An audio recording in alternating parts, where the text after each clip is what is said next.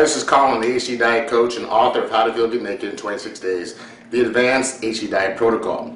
Today I'm going to be covering three things. I'm going to be covering 3 ways of measuring your success while you're on HD Diet Protocol and how are you measuring up. In other words, how you go about measuring your results can make a huge difference on your actual weight loss and your perceived weight loss. So I'm going to cover 3 different methods you can utilize to actually get an accurate figure of how you're actually losing weight, where you're losing weight, and what is the best one or most accurate one to use while you're on this journey.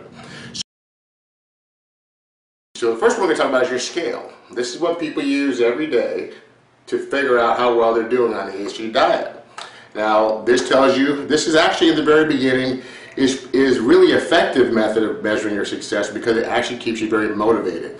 Most people realize on traditional diet protocols that how long it takes you to actually lose weight is very, very discouraging. So when you see yourself losing 1-2 pounds a day, especially within the first week, it's exciting and keeps you motivated. But is this the most accurate way of actually measuring your success while on the protocol? We're going to discuss that later, but we're going to go to option 2.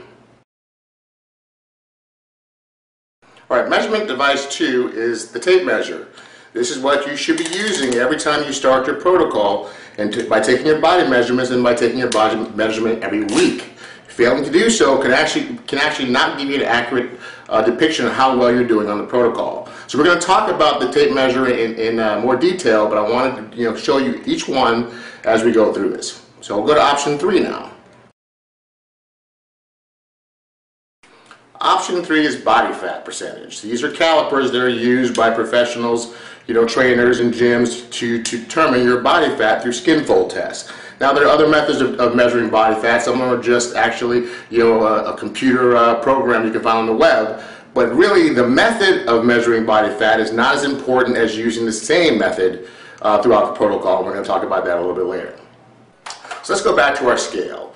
Many people start off with this being their measurement, but it soon becomes their God. This soon becomes their accuracy of how well their mood is going to be that day, how well their diet is doing, and if in fact they want to continue their weight loss process or not.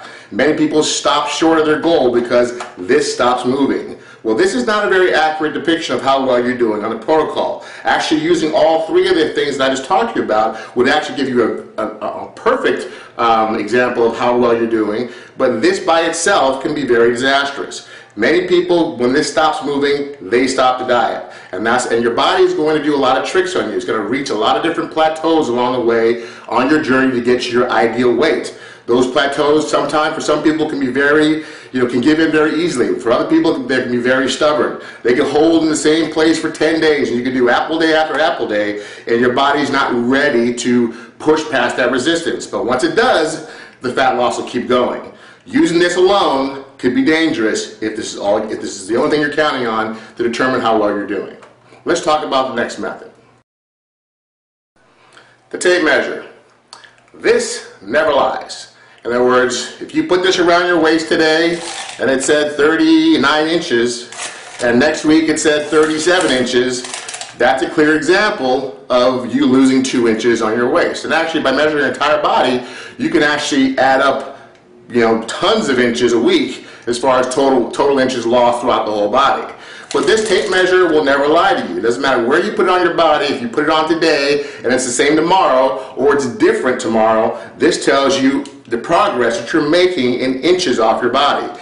Inches are huge because that means you're actually shrinking. That means your body fat percentage is actually going down to some degree. Now, is it a completely accurate measure of how well your body fat to muscle mass is? No, but it will tell you when the scale lies to you and it doesn't move. And I've had people where the scale didn't move for an entire week, but they lost 10 or 12 or 13 inches that week.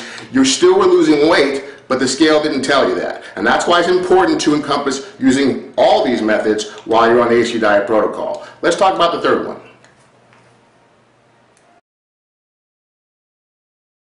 Body fat percentage. In essence, this one is a real indicator of how much body fat to muscle mass you have. And in the scheme of things, really, this is the one, to me, is the only one that really, really matters. You know why? Because you ask a bodybuilder if he cares about how much he weighs on the scale. You have bodybuilders that can weigh up to 260 pounds or more and be solid muscle, look like Adonis. And women look like they're sculpted and ripped to shreds and weigh 140, 150, 160 pounds. They don't care how much they weigh on the scale. They care what they look like in the mirror and what the tape measure and their body fat percentage tells them.